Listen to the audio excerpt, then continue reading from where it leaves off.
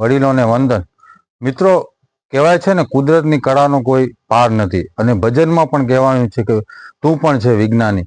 એવી રીતે દેશલપર ગુટલીની અંદર એક એવું કુતૂહલ સર્જાણું છે કુદરતી, કે આપને વિડીયોના માધ્યમથી દેખાડું છું કે લીમડાની અંદર બ્રહ્મપીપળો જે ઉગી રહ્યો છે, જોઈ રહ્યો છો વિડીયોના માધ્યમથી।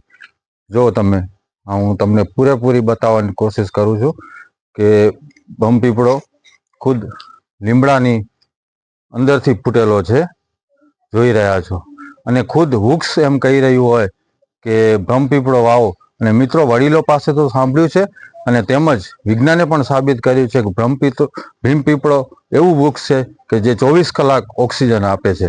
તો મિત્રો, આ માધ્યમથી આપને જાણવા જડે છે, અને વૃક્ષ પણ કહી રહ્યું હોય કે વૃક્ષ વાવો ને વરસાદ લાવો, અને વૃક્ષ અતિ જરૂરી છે જીવનમાં।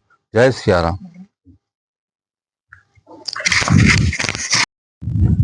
દરેક વૃક્ષની અંદર બ્રહ્મપીપળો એવો છે કે એની અંદર બ્રહ્મનો વાસ હોય છે, ભગવાનનું સ્વરૂપ હોય છે, અને એ 24 કલાક ઓક્સિજન આપતો હોય છે।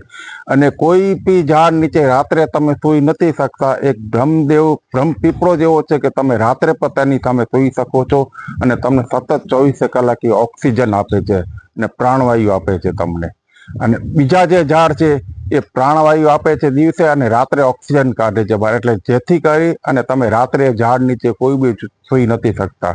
ત્યારે આ એક બ્રહ્મદેવ છે, અને બ્રહ્મપીપળો એવી વસ્તુ છે કે તમે 24 કલાક તેની ઝાડ નીચે બેસી શકો છો, અને એનાથી આપણા શરીરનો નિરોગી મળે છે।